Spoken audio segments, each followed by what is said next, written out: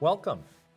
What we do to start off is we ask you to introduce yourself, what you're running for, where you live now, and how long you've been in Concord. My name is Michele Horne. I'm running for Ward 2 City Councilor. I've lived in Ward 2 for 20 years. Wow. And when you're not running for City Council, what do you do? I'm an office manager at IBEW Local 490 here in Concord. I'm also an operations specialist for a software company, and I have 3 amazing daughters that I also raise. Other than that, you have nothing going on. Right. Hi, let's have some City Council meetings. Great. Well, thanks very much for coming in. As you know, the Chamber's doing this forum. We've had lots of forums, which is great for people to get to know our candidates. The Chamber focuses on business issues. We sent the questions ahead, so I'm going to tee up the first one. Obviously, growing the tax base is important. Everybody who owns a home or a business is feeling the high taxes that we have here. Not that we aren't managed well, it's just that we have so much tax-exempt property between not-for-profits and the state. And it just doesn't seem like development's keeping pace, at least anyway. But what ideas do you have about how we should grow the tax base?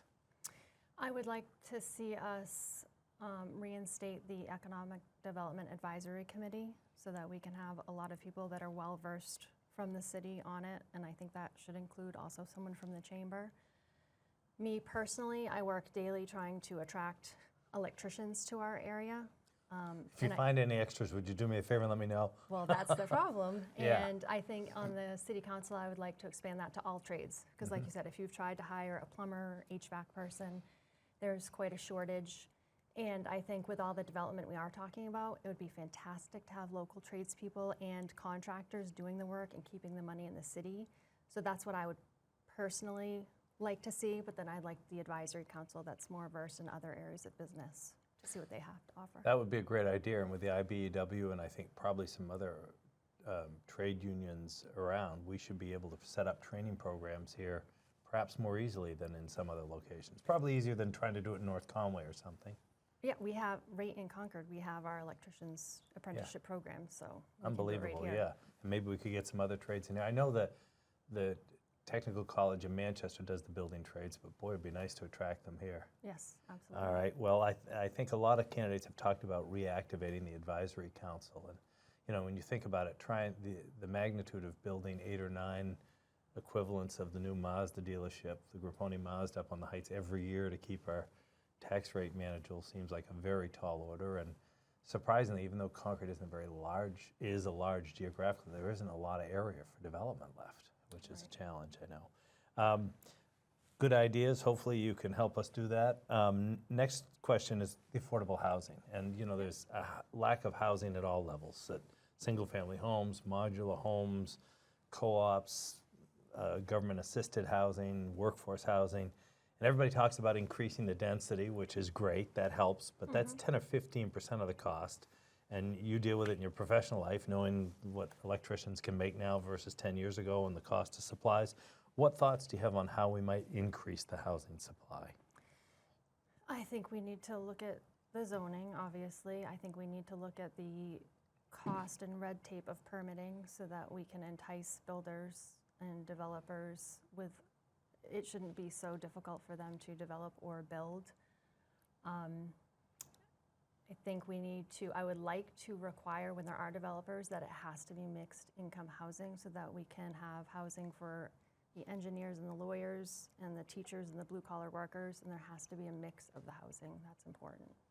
Yeah, one of the pushbacks you see in some other cities, developers go, wait a minute, you're essentially asking me if I build an apartment for $200,000 that I rent, you're asking me to rent one for half that price, so I'm being asked to subsidize the cost rather than the community at large. Why should I have to do that? And that's just an issue you'll have to deal with because a lot of, now in Cambridge, Massachusetts, that's a little bit more perhaps progressive, and that's been accepted there. Up here, the communities that seem to have discussed it have had that problem, going, why should the developer, because it makes that $200,000 apartment that much more expensive, and go, why is that my job? You'll see a lot of that, but good luck there. Well, if they can also, and also you work with the landlords to make sure that they'll accept vouchers and things like that from state or federal so that we can help alleviate some of their costs. Yeah, and that's a challenge too. I happen to have some experience in that on larger projects where we're done that way. The reason a lot of small landlords don't is They might have what we call a B-level apartment, but it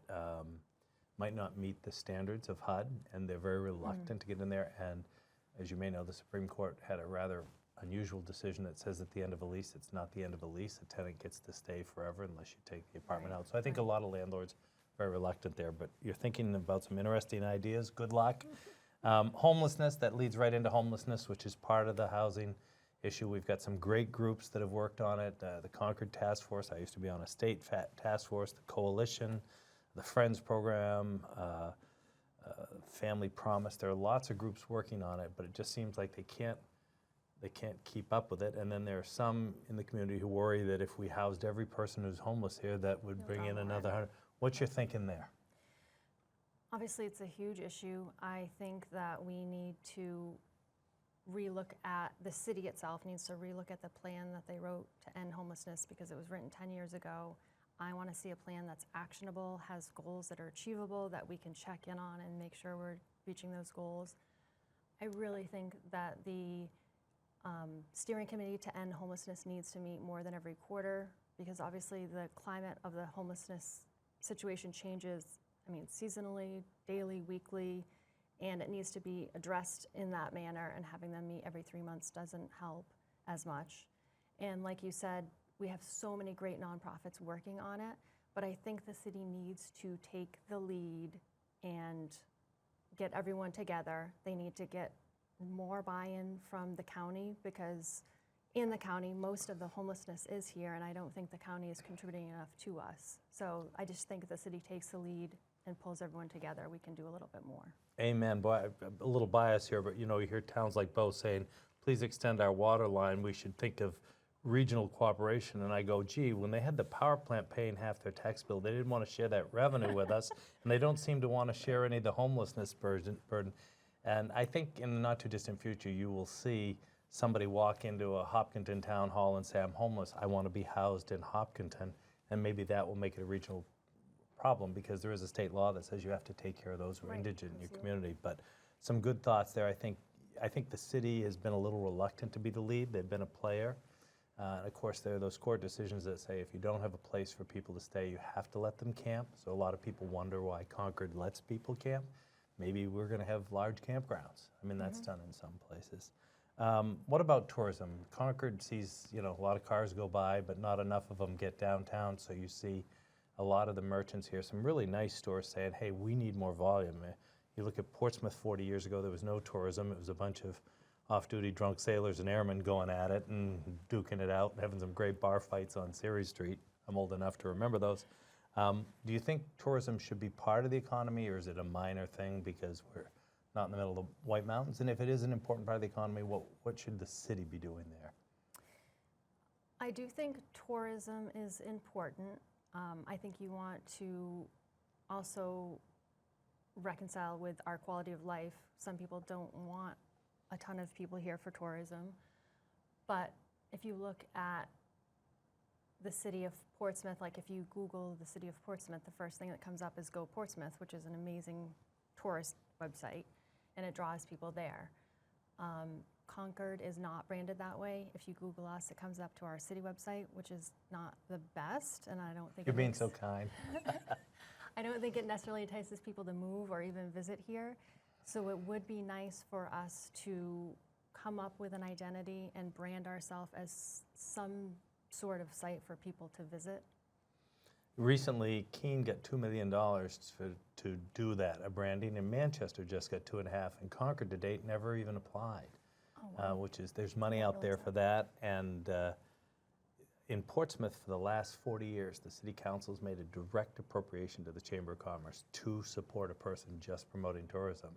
And you look at how far they've come. So those are good thoughts. Hopefully get a chance to work on those. And then a sort of related issue, as you know, every weekend the traffic going up and down 93, but because our city was built back when the Merrimack River was a sewer instead of an asset, the back side of the city presents. So driving north from exit 13 to get by Horseshoe Pond doesn't really present a very attractive, should the city or should anybody be doing anything to, maybe do more signs like the Hotel Concord or lighting or paint? What's your thinking there, or are we fine? I don't think it's fine. I do think we could represent ourselves better coming up the highway. It would be, again, hopefully enticing some sort of developers for the more unsightly full buildings that you can see.